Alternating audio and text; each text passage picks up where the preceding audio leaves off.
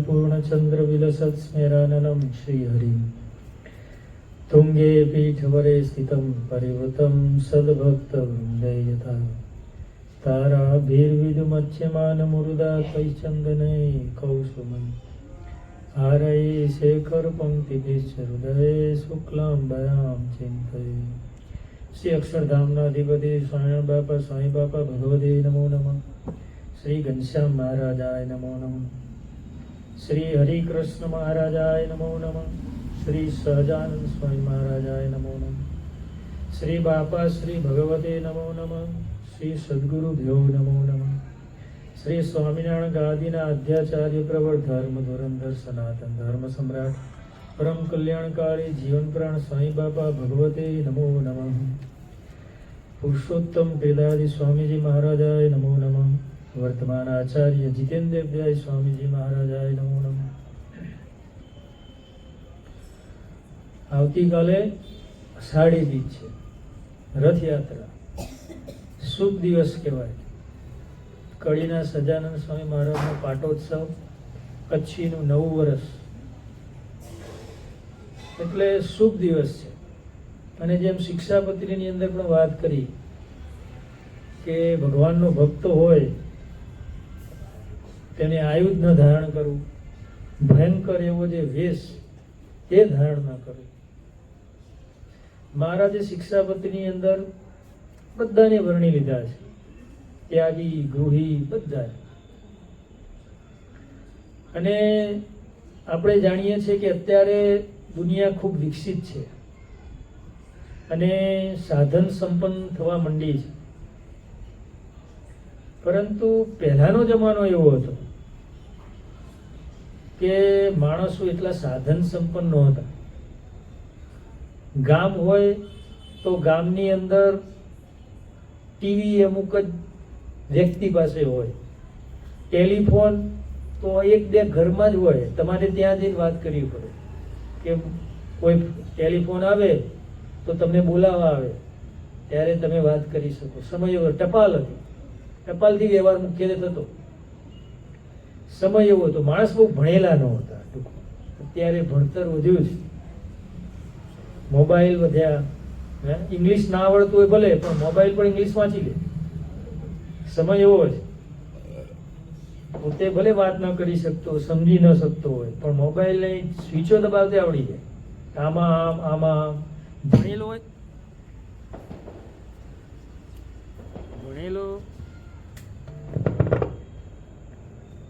ભણેલો હોય, પરંતુ ભણેલા નહીં પણ પાછા પાડે। બોલો, જે અભણ હોય એ ભણેલા ને પાછા પાડે। આમું આમ થાય, આમું આમ થાય, મોબાઈલમાં બધું આવડે। એટલે એવા સમયની અંદર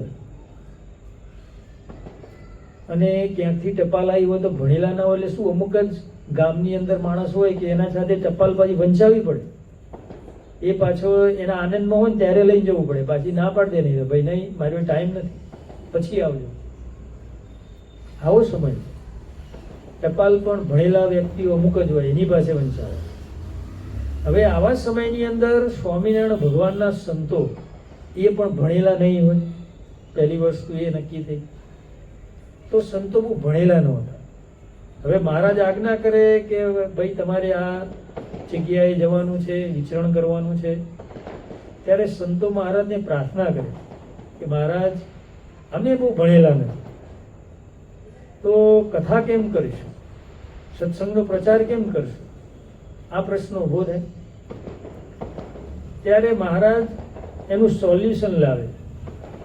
મહારાજ કે તમારે જઈને કશું કરવાનું નથી, જે ગામમાં જાઓ એ ગામની અંદર તમારે કીર્તન ભક્તિ કરી અને જ્યારે કથા વાર્તાનો ટાઈમ થાય ત્યારે એક બાજોટ લાવવાનું, અને બાજોટની અંદર મારી પ્રસાદીની વસ્તુ, કે મારી પ્રસાદીનો રૂમાલ હોય, મારી પ્રસાદીનું આપેલું ફૂલ હોય, મારી પ્રસાદીની ચાકડી હોય, અને મારી પ્રસાદીનો જે પણ વસ્તુ, કપડું ગમે તે હોય, મોજડી હોય, તમારે એ બાજુ ઉપર આ બધી વસ્તુ મૂકી દેવાની અમારી પ્રસાદી। અને હરિભક્તો આવીને દર્શન કરે અને પછી સભામાં બેસી જવા. આમ કરો. એટલે સંતો ગામમાં જાય, કીર્તન ભક્તિ કરે અને પછી જ્યારે કથાનો ટાઈમ થાય એટલે બધા હરિભક્તોને શું કે તમારે આ બાજોડ ઉપર ભગવાનની પ્રસાદીની વસ્તુ પડી છે એના દર્શન કરી અને પછી કથામાં બેસી જવાનું. આવી આજ્ઞા સંતો કરે. એટલે હરિભક્તો બધા આવી દર્શન કરીને સભામાં બેસી જાય. હવે ભગવાનની પ્રસાદીનો સ્પર્શ થયો એટલે બધાને સમાધિ થઈ. હવે સમાધિ જ્યાં કથાનો ટાઈમ હોય અડધો પોણો કલાક ત્યાં સુધી સમાધિ રહે અને સમાધિની અંદર એ અક્ષરધામમાં મહારાજના દિવ્ય સિંહાસન પર ભગવાનના દર્શન કરે, ભગવાનના તેજોમય મૂર્તિના દર્શન કરે અને સમાધિ થઈ જાય. અને જ્યાં કથાનો ટાઈમ પૂરો થાય એટલે સમાધિ ઉતરી જાય. અને પછી સંતો પૂછે કે બોલો હવે કથા વાતા કંઈ કરવાની જરૂર છે ખરી? ત્યારે હરિભક્તો શું કે ના ના અમે તૃપ્ત થઈ ગયા, કારણ કે અમને અક્ષરધામમાં મહારાજની મૂર્તિના દર્શન થઈ ગયા, કથા વાર્તાનો લાભ મળી ગયો. વિચાર કરો, આવો સમય ભગવાનની પ્રસાદીની વસ્તુમાં આટલી બધી તાકાત હતી. હવે વસ્તુ તો કેવી કહેવાય? જળ કહેવાય. વિચાર કરો, રૂમાલ હોય, શું તમે એક જગ્યાએ પડ્યું હોય ત્યાં જ પડ્યું. મોજડી, એમાં શું તાકાત છે? તાકાત. ફૂલ તો જેમ સમય જાય એમ કરમાઈ જાય. કરમાઈ જાય કે ના કરમાઈ? કલાક બે કલાકમાં, જોકે એ સમયે ફૂલ હાચા હતા, હવે પ્લાસ્ટિકના નહોતા મળતા, હવે બધા ફૂલો પ્લાસ્ટિક થઈ ગયા. હવે આવ્યું ઐશ્વર્ય બતાવ્યું ભગવાન. ત્યારે સત્સંગ ધીરે ધીરે વધવા માંડ્યો, કારણ કે પહેલાના સંતોમાં વિચરણ કરે પણ ઉપદેશ આપે તો જે ભણેલા હોય તો આવી પ્રોસેસ અપનાવે. અને સંતો જે વાતો કરે કે હરિભક્તો વાતો કરે કોઈ ગામની અંદર, તો ભગવાને કોઈએ દર્શન ન કર્યા હોય, કદી જિંદગીમાં એ ગઢપુર ગયા ના હોય, ઇત્તર વર્ગના મનુષ્ય હોય, મહારાજના કેવા વાઘા છે, શું છે, કેવા ભગવાન છે, કશું જાણી ન હોય, પરંતુ સંતોએ વાતો કરી હોય, તમારા જેવા કોઈ હરિભક્તોએ વાતો કરી હોય તો ભગવાનનો મહિમા જાણ્યા હોય કે ભગવાન આવા છે, આવો એમનો મહિમા છે, આવા ઐશ્વર્યશાળી છે, એમનું ભજન ભક્તિ કરવાથી જીવાત્માનું કલ્યાણ થાય છે, આવી બધી વાતો સાંભળી હોય, પરંતુ કદી જિંદગીમાં કદી દર્શન ન કર્યા હોય. કારણ કે પહેલાં તો બહાર નીકળવું એટલે બહુ કાઠું કામ હતું. આજે દુનિયા નાની થઈ ગઈ. એ સમયે ગઢપુર જવું એટલે કેટલા દાડે તો ગઢપુર પહોંચાય, ચાલીને જવાનું હોય, સાથે ટીમણ લેવાનું હોય, આવી સ્થિતિ હતી. હવે એવા સમયની અંદર કદી ભગવાનના દર્શન ન કરેલા હોય, નવા નવા સત્સંગ થયેલો હોય, તો એવા સમયે ભગવાન એમને દર્શન આપે ત્યારે પેલો હરિભક્ત હોય એ વિચારમાં પડી જાય કે તમે કોણ છો? લો, ભગવાનને પ્રશ્ન કરે ત્યારે કે હું તો સ્વામિનારાયણ ભગવાન છું. પછી કે મેં તમને ઓળખ્યા નહીં. ત્યારે ભગવાન બધું બાયોડેટા કે તમને કથામાં જે આ હરિભગત વાત કરતા હતા એ હું છું, કે સંત જેને તેમને મહિમાની વાતો કરતા હતા, જે ભગવાનની વાત કરતા હતા એ ભગવાન હું છું, સાક્ષાત સ્વામિનારાયણ ભગવાન. ત્યારે હરિભગતને ખબર પડે કે સ્વામિનારાયણ ભગવાન છે. આવો સમય. અને શિક્ષાપત્રીની અંદર ભગવાને જે જે પણ આજ્ઞાઓ કરી છે, બરાબર, તો આજના હરિભક્તો કેટલા બધા એને ફોલો થાય છે, એમ કેટલા એનું અનુસરણ કરે છે. કારણ કે અમુક આજ્ઞા તો ભગવાને ન કરી હોય.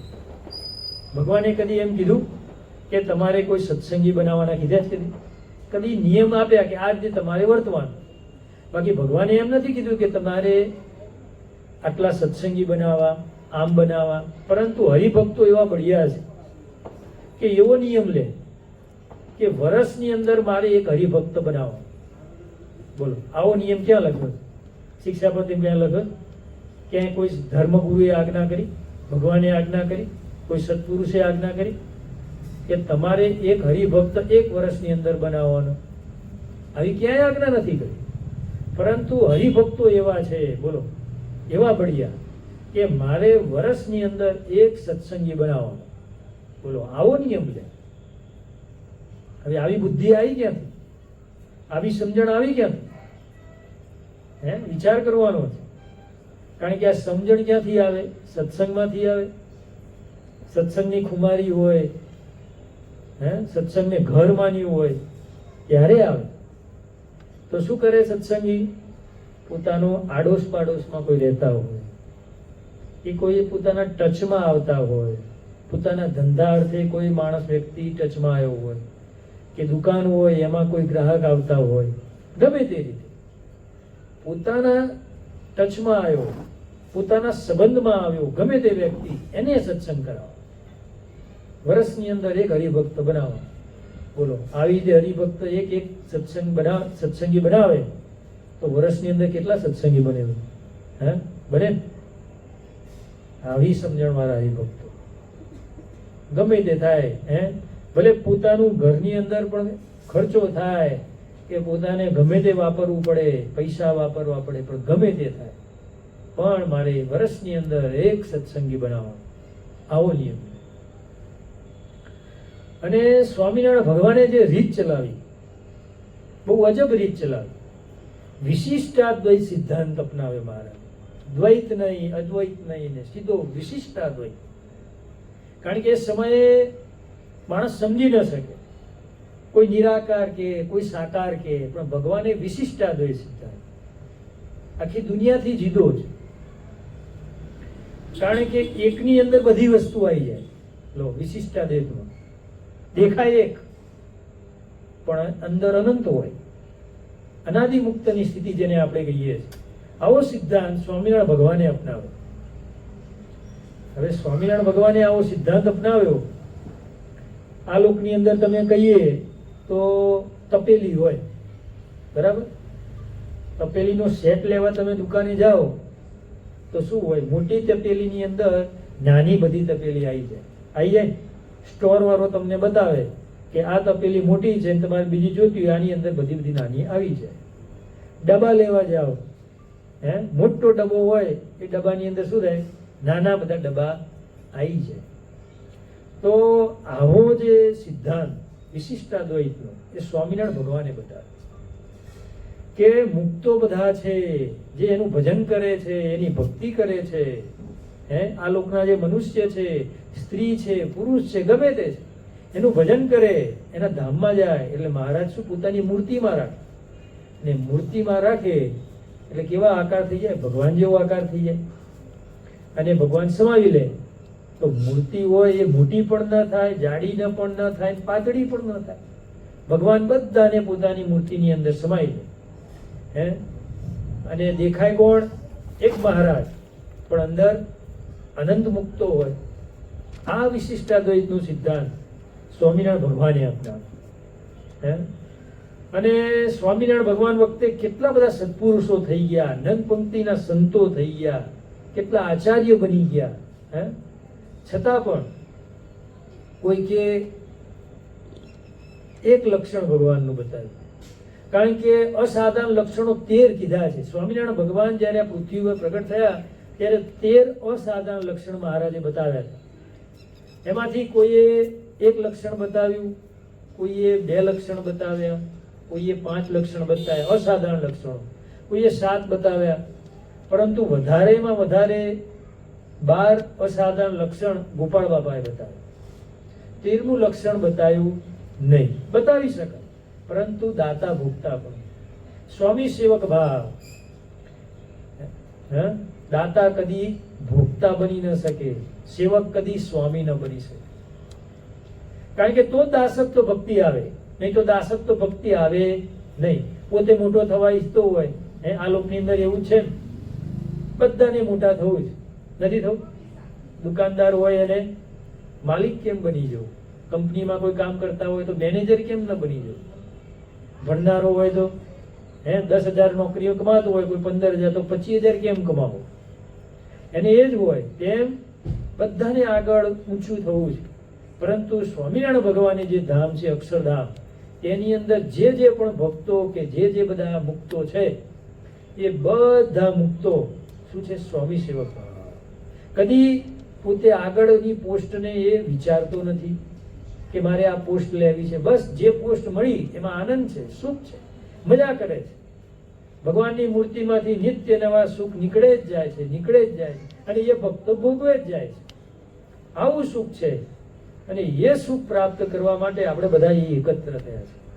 શું આ સભા કરવાનું કામ ભગવાનમાં ભક્તિ જાગે, ભગવાનમાં હેતપ્રીત થાય, અને અંતે આ જીવાત્માનું જે મહારાજને કરવાનું છે, આ શિક્ષાપતિ વચનામૃત બનાવી કે અમારા ધર્મ નિયમમાં રહે.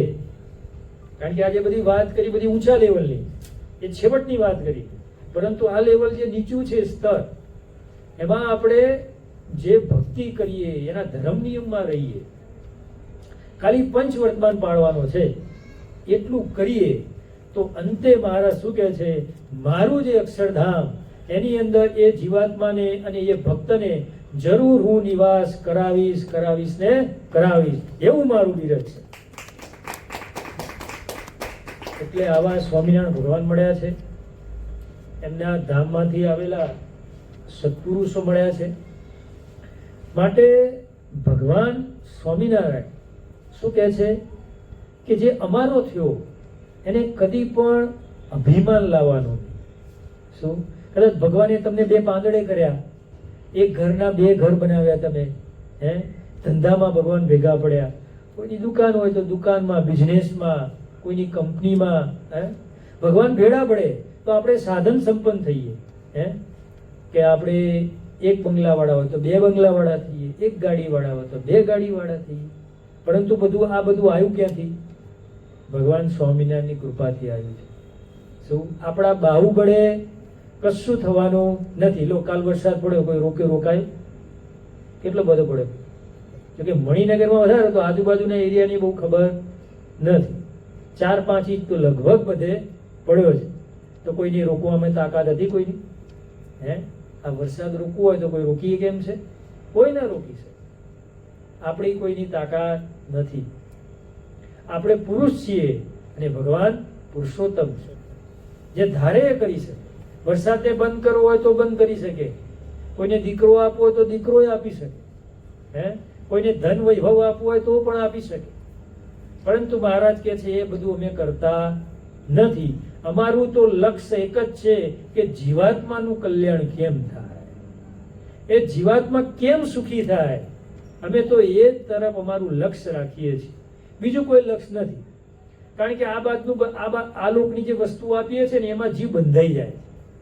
ઘણા બધા એવા દ્રષ્ટાંતો છે. સહેજ ભગવાને કંઈક આપ્યું હોય, કોઈ જ્ઞાની બન્યો હોય, કોઈ શાસ્ત્રી બન્યો હોય, કોઈ બે વસ્તુ કહી શકતા હોય, કોઈને સમજાઈ શકતા હોય, કોઈ સંસ્કૃત ભણ્યા હોય, તો પણ એનો અભિમાન આવી જાય છે. હું કંઈક છું, હું મોટો છું, હું સત્તાવાળો છું.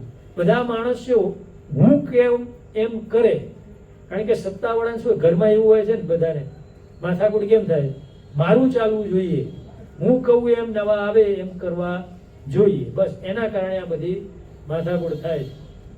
એટલે અભિમાન, અહંકાર બધામાં રહ્યો છે. હવે સ્વામિનારાયણ ભગવાન વખતે એક બીના બની કે સ્વામિનારાયણ ભગવાન કહે છે કે અમારે કથા વાર્તા વગર ચાલે નહીં. એટલે કથા વાર્તા તો અમારે જોઈએ. હવે પુરાણી હતા, પોતે શાસ્ત્રી, સંસ્કૃત ભણેલા. હવે પુરાણી ને બધું સંસ્કૃતનું કથા વાર્તા ભગવાન બહાદુર પણ બેહાડે પાછા. સ્થાન ઊંચું હોય, સંસ્કૃત ભણેલા અને અનક મનકની વાતો કરે. પણ એક ભટજીને એવું હતું કે હું કથા કરું એમાં બધાને સમજણ પડવી જોઈએ અને બધા જાણવા જોઈએ કે હું શું બોલ્યો છું, હું શું કથા કરું છું. કારણ કે કથામાં બધા શ્રોતા બધા સરખા ના હોય. તમે કથા કરો એમાં જમીન બધી હરખી હોય. આ લોકની અંદર બધી જમીન છે ખેડૂતોની, એ બધી જમીન હરખી હોય. વરસાદ પડે તો બધો ઉતરે. કથા વાર્તા ઘણું પાણી અડધું ઉતરે, ઘણું હાવે ના ઉતરે. તમે કથા કરતા હોય તો માણસો બધા એવા હોય શ્રોતા છે, ઘણા કથા કરતા હોય તો બધું ઘણાને કથા આવડી જતી હોય, ઉતરી જતી હોય, ઘણાને અડધી ઉતરતી હોય, અને ઘણા એક કાને સાંભળે ને બીજી કાને કાઢી નાખે, એવા પણ હોય. હોય ને, કે પછી બેઠા ને પછી ઊભા થઈને હલવાય માટે એવાય હોય. એટલે શ્રોતાજનો બધાય હોય, પણ આમને ભટ્ટજીને એવું કે હું કથા કરું અને બધા શ્રોતાજનને સમજણ પડવી જોઈએ. હવે આવા ભટ્ટજી હતા એટલે આવી સમજણ હતી. એટલે આવી સમજણ કેમ આવ્યું? અભિમાન, અહંકાર, હું ભણેલો છું, હું કંઈક જાણું છું, આ બધા સામે બેઠેલા છે એને કંઈ ગતાગમ પડતી નથી ને એવું હતું શાસ્ત્રી. એટલે આવું થયું. એટલે એકવાર સભાની અંદર એમને મોટા મોટા ભક્તો તો આપણે જાણીએ, સ્વામિનારાયણ ભગવાન વખતે મોટો વર્ગ ક્યાંનો હતો? કાઠિયાવાડનો હતો. એટલે કાઠિયાવાડી ભક્ત હતા બધા, છોકલા મોટા બાંધી બેઠા હોય. એટલે આ ભટ્ટજીએ એકવાર પ્રશ્ન કર્યો અને આવડ્યો નહીં એમને.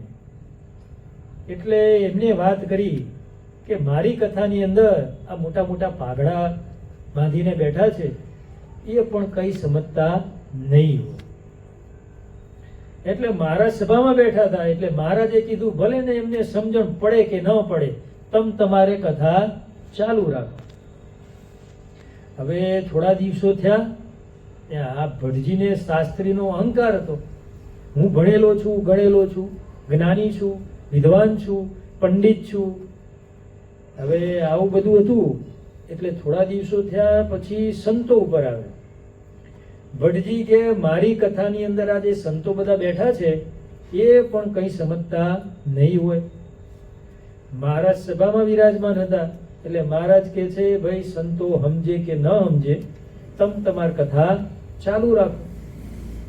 હવે થોડા દિવસો થયા પછી પાછો એકવાર સભાની અંદર આ ભટ્ટજી અને અભિમાન વધ્યું અને કહેવા લાગ્યા કે મહારાજ હું કથા કરું છું, એ કથાની અંદર તમે પણ કંઈ નહીં સમજતા.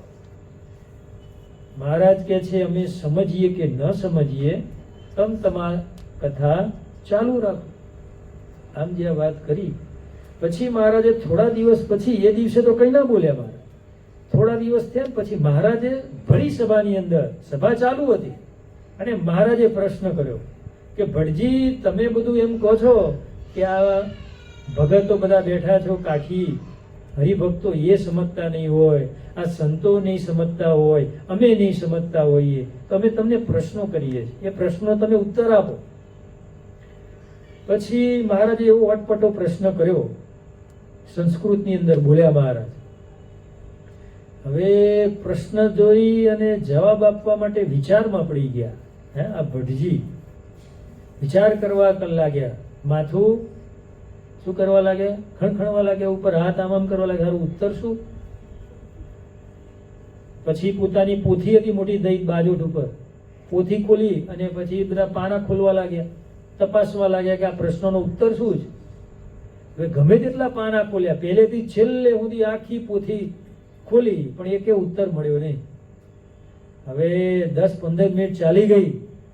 પછી કાઠીઓ છોડે. પછી કાઠીઓ કે છે એ બામણ, ભટડા, કે તારો બાપ પ્રશ્ન કરે છે એનો ઉત્તર આપ. કે આમ જ્યાં બોલ્યા એટલે ભટ્ટજીને એમ થયું કે આ સભાની અંદર મારું અપમાન થયું. પછી ભટ્ટજી માની હતા. એટલે ભટ્ટજી પછી ચાલ્યા ગયા. તે ગયા પછી ક્યારેય બાજોડ ઉપર કથા કરવા આવ્યા નહીં. એટલે અભિમાન આવું છે. કોનું અપમાન થાય છે, કોનો તમે દ્રોહ કરો છો, એ પણ સમજણ પડતી નથી. કારણ કે અહંકાર આવી જાય છે. રાવણને અહંકાર હતો ને, હું જ સર્વસ્વ છું, મારા સિવાય બીજું કોઈ છે જ નહીં. આવું થઈ જાય. નહીં તો રાવણ ઓછો જ્ઞાની હતો? બહુ જ્ઞાની હતો. આ સંસ્કૃતના બધા શ્લોક આ તે અટપટા અમુક તો એવા બધા એને બનાવ્યા હતા. બોલો, એવા શિવજી ઉપર આખું તાંડવ બનાવ્યું હતું. એવું હજુ સુધી કોઈ બનાવી નહીં. આવું તાંડવ. એટલે કે આપણને બોલતે નથી આવડતું, પણ એવું બધું રામાયણ જેને દેખી હશે એને ખબર હશે કે શિવજી રાવણ આટલો જ્ઞાની હતો. એટલે આટલા બધા જ્ઞાની હોવા છતાં પણ કેમ અભિમાન આવે છે? ભગવાનનું મુખ્યપણું જતું રહે છે, ભગવાનનું કર્તાપણું જતું રહે છે. એટલે ભગવાન સ્વામિનારાયણે પોતાના ભક્તોને કેવા બનાવ્યા? નિર્માની બનાવ્યા. શું બનાવ્યું? અમારો ભક્ત હોય એને નિર્માની રહેવાનું, માન નહીં રાખવાનું. કીધું મહારાજે 2 હાથ ને ત્રીજું મસ્તક. બસ કરતા કોને જાણવાના? ભગવાનને. ભગવાન મારું જે કરતા હશે શું કરતા હશે? સારું જ કરતા હશે. દાસના દુશ્મન હરિ કેદી હોય નહીં. હે, દાસ બનવાનું બસ. પછી ભગવાને જે કરવું હોય સારું કરે નરસું કરે, બસ ભગવાન ઉપર છોડી દેવાનું. તો ભગવાન આપણા કાર્યના કરતા બને. બને ને? નહીં તો ન બને. પછી કંઈક હું જ કરું છું, મને બધું આવડે છે, હું આવડત વાળો છું, હું આમ કરી જાણું તેમ કરી જાણું, મારા જેવું હોશિયાર કોઈ નહીં, તો પછી ભગવાન કરતા બને નહીં. પછી તમે કરતા બનો. તમે કરતા બનો તો પછી ભગવાન રાજી થાય? ભગવાન રાજી ન થાય. ભગવાનને રાજી કરવા હોય, હે, મોટા પુરુષને રાજી કરવા હોય તો શું કરવાનું? કરતા ભગવાનને બનાવી દેવાનું. કોઈ પણ શુભ કાર્ય હોય, આવતીકાલે છે ને 20 શુભ દિવસ, બધાને ખાતમુહૂર્ત હોય ને કોઈને જે હોય ઉદ્ઘાટનો નાન તે. એવી રીતે ભગવાનને જો તમે મૂર્તિ પધરાવો, ભગવાનનું મુખ્યપણું રાખો તો ભગવાન આપણા સર્વે કાર્યના કરતા બને. અને આજે જે સભા છે એ સભાના સ્પોન્સર ની એવી પ્રાર્થના છે કે એમના કાર્યના અંદર બાપા સ્વામી બાપા ભેગા પડે. પુરુષોત્તમ પિતાજી સ્વામીજી મહારાજ, વર્તમાન આચાર્ય જીતેન્દ્ર પ્રિયદેવ સ્વામીજી મહારાજ એમના સર્વે કાર્યમાં ભેગા પડે એવી તેવી તેઓ પ્રાર્થના કરાવે છે. બોલો અક્ષરધામના અધિપતિ સ્વામી ઘનશ્યામ મહારાજની જય, હરે કૃષ્ણ મહારાજની જય, સહજાનંદ સ્વામી બાપા, સદગુરુ શ્રીની જય, સ્વામિનારાયણ ગાદીનાથાચાર્ય સનાતન ધર્મ સમ્રાટ પરમ કલ્યાણકારી જીવન પ્રાણ સ્વામી બાપાની જય.